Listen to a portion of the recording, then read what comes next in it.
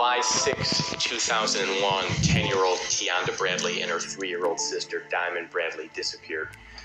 The day before, their other two siblings went over to their grandmother's house for the night, and the mother, which is Tracy Bradley, actually stayed home that day to watch over the other kids.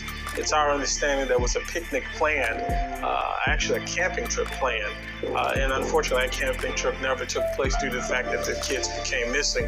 Left about 6 o'clock, gave both the girls a kiss goodbye, said she'd be home around 11 when her shift ended, and left the girls, in the apartment secured and locked. Tracy said she left the apartment about 6 a.m., going to work, and left Tionda and Diamond there, home alone. She did have a companion who came over to actually spend the night, and that was the actual father of Diamond. And he then took her to work. They left. They advised Tionda, which is the older of the siblings, not to open the door for anyone. And she locked the door, and her companion, by the name of George, actually left the residence, and he actually dropped Tracy off from work. Tracy did make another call to the residence approximately around between 7 and 8, but unfortunately the call became unanswered. After not getting an answer call, she became concerned. She went on about her daily routine because she unfortunately thought the children were at home asleep. There was some evidence that there was a phone call made that morning from one of the girls to her mother saying there was someone at the door. The police suspect that perhaps the girls opened the door and that person, came inside. They don't know for sure. Once she arrived back home around 11 a.m., along with her companion picking her up by the name of George, they entered the apartment, and she called out for her children and got no response. And to this day, it's still the number one high-volume search of any missing individual.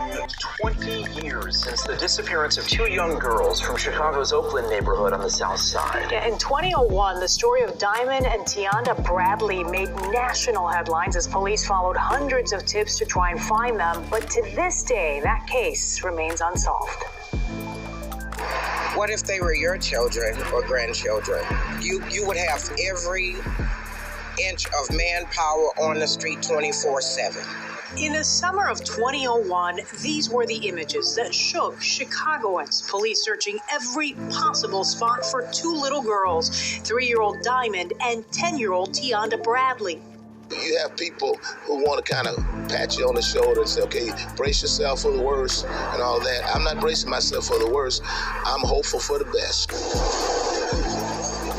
And hope was all they had. The two girls vanished from their South Side home on July 6th of 2001. Police had few, if any, clues to go on. A note supposedly left behind by 10-year-old Tionda said they were headed to a nearby park. But police always doubted that was the case. The note too well written to have come from a child. So without any real clues, the search included every possible spot in the city. In all, more than 5,000 abandoned homes were searched. We still praying and hoping that Diamond Tionda comes back home. And every year, the family has gathered for a vigil, continuing their prayers that the girls will be found. We'll never give up hope. This week, their great aunt, Shalia Smith, spoke with WGN about the last 2 decades.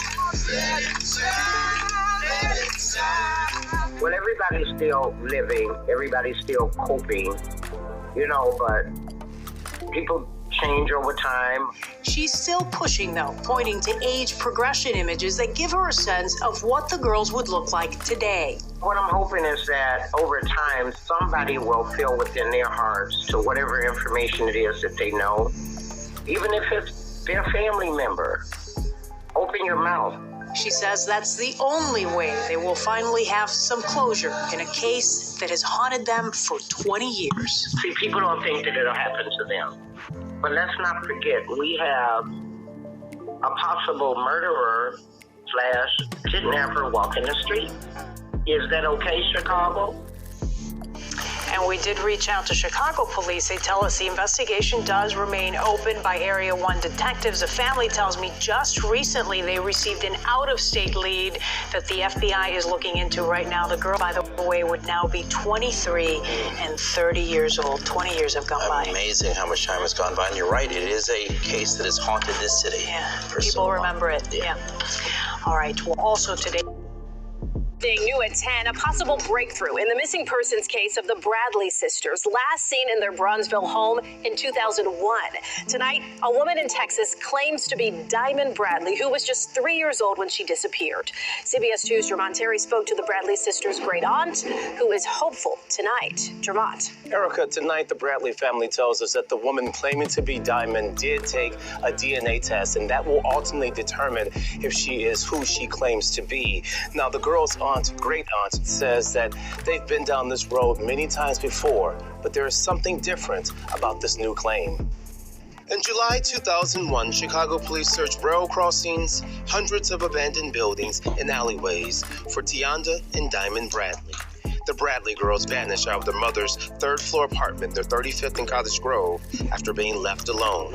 It was the largest search effort in Chicago's history, yet 10-year-old Tionda and 3-year-old Diamond were never found. I got to see in this video, I'm looking at this video like, what is this? The girl's great aunt, Shalia Bradley Smith, is speaking of a 20-second TikTok video. This is Diamond Bradley. Can I see your scar? Where someone in Texas was claiming she was Diamond, the youngest of the Bradley sisters. When the woman contacted the aunt, there was hesitation.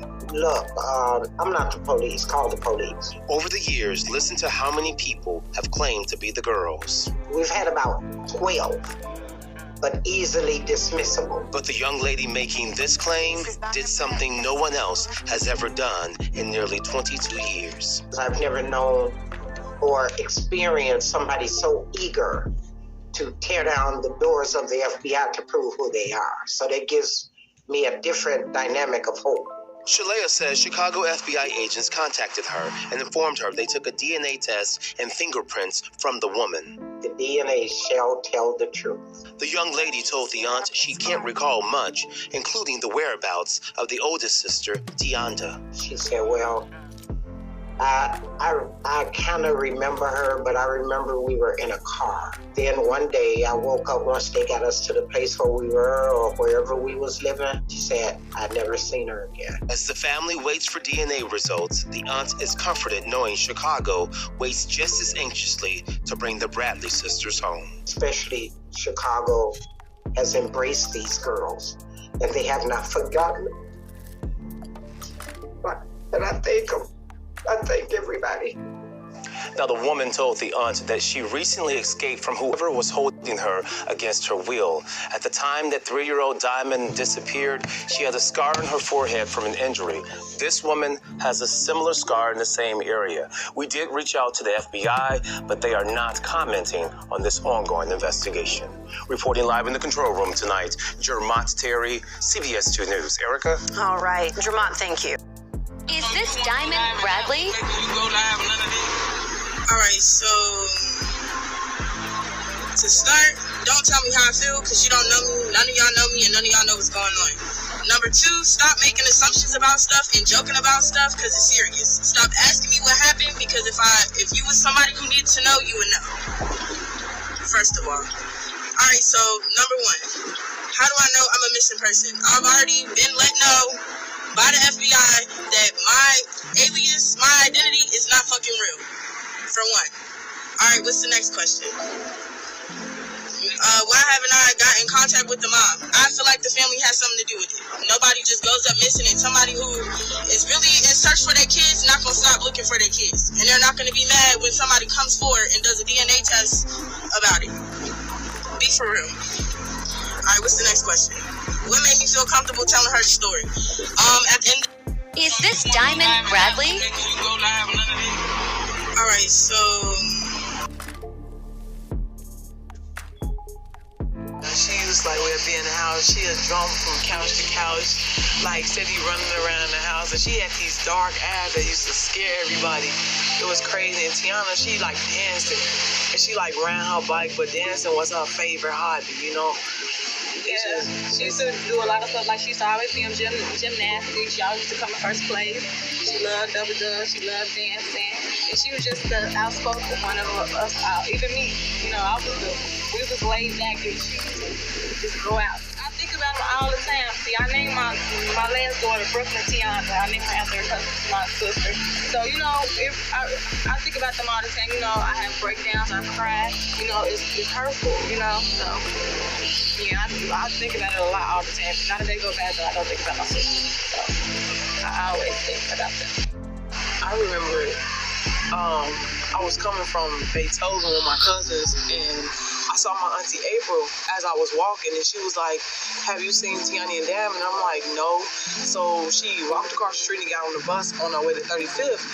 And like 5 hours later, a police car came and picked me up with my auntie Faye in the car. I just remember my mom coming to pick me up, and she told me like, "Have you seen Tiana?" I'm like, "No." She like, "Tiana had wrote a note." And I got there, I seen the note, and I was like, maybe they just like went to the park or something and they was gonna come back, but like they never came back. So.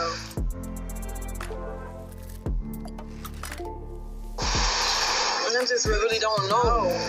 Like, we don't know. I don't know. I just feel that someone who's close to us probably, you know, did that. Ain't nobody outside and just taking those two kids out of the apartment. We all know that.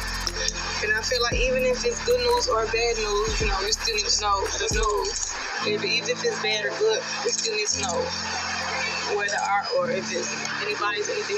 We just need to know basically if it's bad or good. We just need closure at the end of all this.